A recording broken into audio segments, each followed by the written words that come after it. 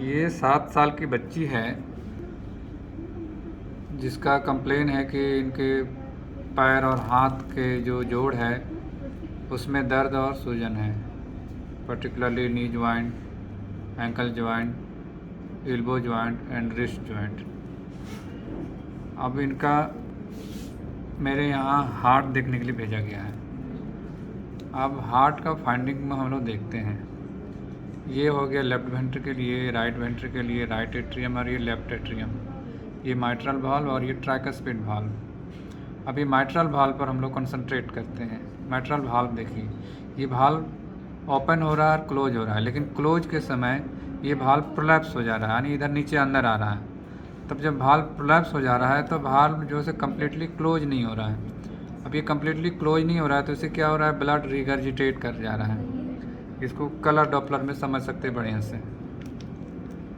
देखिए,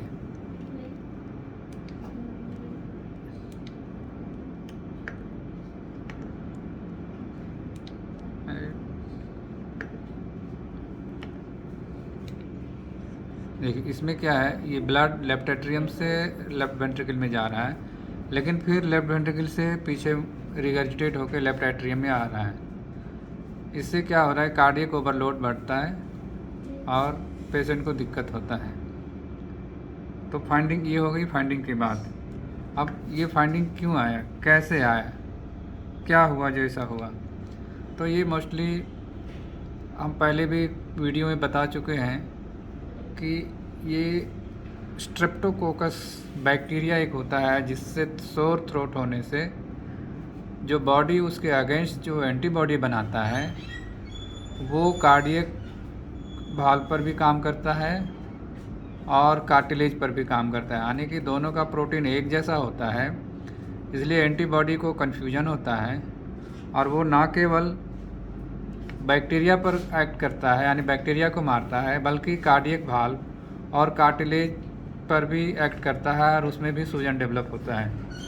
अब चूँकि ये सूजन डेवलप हो गया इसलिए ये वाल्व यहाँ से वीक हो गया और ये इस तरह से रिगर्जिटेट हो रहा है।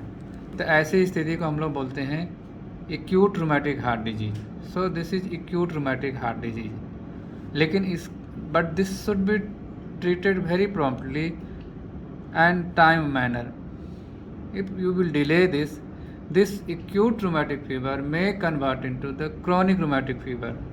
और ये जब chronic rheumatic fever में convert हो जाएगा तब ये जो भाल्व जो अभी इन्फ्लेम्ड है और रिगर्जिटेट हो रहा है, ये भाल्व धीरे धीरे हील होगा, क्योंकि इन्फ्लामेशन सब दिन तो नहीं रह सकता। इन्फ्लामेशन धीरे धीरे हील हो जाता है और जब हीलिंग होता है तो during the process of healing यहाँ स्कारिंग होता है और इस स्कारिंग के चलते ये भाल्व पतला हो जाता है, भाल्व का ओपनिंग पुअर हो जाता है और उसके चलते माइट्रल स्टेनोसिस डेवलप करता है। ये जब माइट्रल स्टेनोसिस डेवलप करेगा तब फिर कार्डियक ओवरलोड होता है, लेफ्ट एट्रियम इनलार्ज होगा, राइट वेंट्रिकल इनलार्ज होगा, राइट एट्रियम इनलार्ज होगा और gradually the heart will convert into the cardiac failure. So what is the take home message for the general public कि अगर आपके बच्चे को पैर में सूजन हो रहा है, हर जॉइंट में दर्द हो रहा है, तो इसको नज़रअंदाज नहीं करें। It may be A case of acute rheumatic heart disease. और अगर आप इस एक्यूट रूमेटिक हार्ट डिजीज़ को अगर समय पर इसका इलाज कराते हैं तो ये फिर क्रोनिक रूमेटिक हार्ट डिजीज़ में कन्वर्ट होने की संभावना कम हो जाती है। हालांकि कभी कभी इलाज करते रहने के बावजूद भी ये acute rheumatic fever chronic rheumatic fever में कन्वर्ट हो जाता है। ये आपके लक पर निर्भर करता है, लेकिन 90% को हम लोग इस एक्यूट रूमेटिक हार्ट डिजीज़ को हम लोग कंट्रोल कर सकते हैं और इसको क्रोनिक रूमेटिक हार्ट डिजीज़ में कन्वर्ट होने से हम लोग बचा सकते हैं। Thank you.